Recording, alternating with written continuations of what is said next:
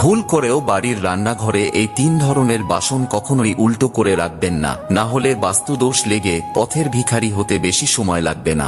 চলুন জেনে নিই, তবে তার আগে প্রভু শ্রীরামের ভক্তরা লাইক করে কমেন্টে জয় শ্রীরাম লিখে দিন। নাম্বার 1, তাওয়া, যার উপর আপনি রুটি বানান।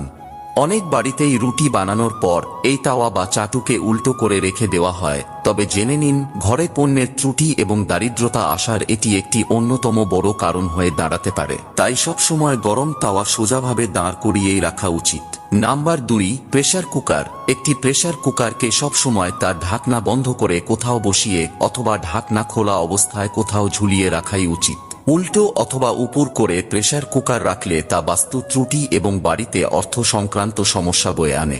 এবং নাম্বার 3, কড়া অথবা কড়াই। কড়াই সবসময় ঝুলিয়ে রাখাই উচিত, তা না হলে এই কড়া উল্টো করে রাখলে মৃত্যু পর্যন্ত দারিদ্রতা